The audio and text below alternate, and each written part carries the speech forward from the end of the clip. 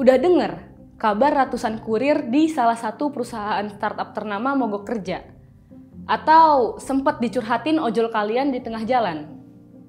Ada yang tahu kesamaan ojol dan kurir-kurir tersebut? Ya, mereka adalah bagian dari gig ekonomi yang sudah berkembang pesat di Indonesia. Apa sih gig ekonomi itu? Dan kenapa mereka dinilai agak bermasalah buat kita sebagai kelas pekerja di Indonesia? Yuk kita bahas di solusi kali ini.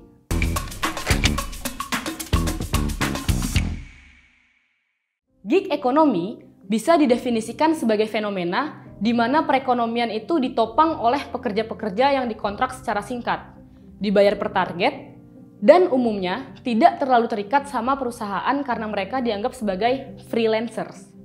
Nah, biasanya gig ekonomi ini juga ditopang oleh platform digital mereka, seperti aplikasi ojek online.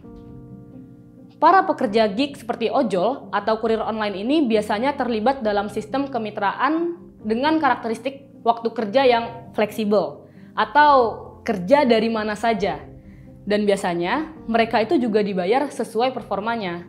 Jadi nggak ada tuh yang namanya penghasilan tetap. Loh, bagus dong. Kan emang pekerja harusnya dibayar sesuai performanya. Lagian, waktu dan tempat kerja kan dibebaskan, jadi bisa suka-suka mereka. Eits, tunggu dulu. Sistem kemitraan ini agak bermasalah buat para pekerja gig ini. Mereka nggak dianggap sebagai pekerja, tapi mereka dianggap sebagai mitra. Jadinya apa?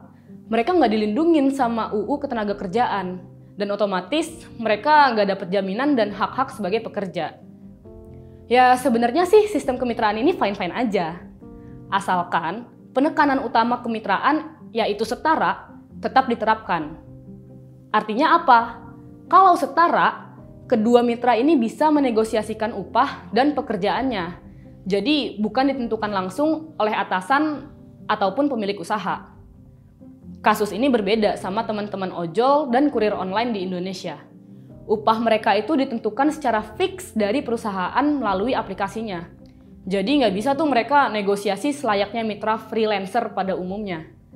Makanya, waktu itu Uber digugat oleh mitra-mitranya di Inggris dan Prancis. Ujung-ujungnya apa? Para mitra itu menang, dan Uber diharuskan menjadikan status drivernya sebagai pekerja dan membayar upah sesuai minimum wage atau UMR. Hal ini dilakukan pemerintah negara itu untuk melindungi para pekerja gig. Toh, kalau dilihat-lihat di Indonesia, 3 unsur ketenagakerjaan berupa pekerjaan, upah, dan perintah itu semua udah dipenuhi sama para ojol dan kurir online. Jadi gimana menurut kalian? Haruskah Indonesia mengikuti Inggris dan Prancis untuk mengubah sistem kemitraan jadi sistem tenaga kerja? Atau sistem yang berlaku sekarang udah oke? Tulis pendapat kalian di kolom komentar ya. Jangan lupa untuk like dan share video ini jika dianggap bermanfaat.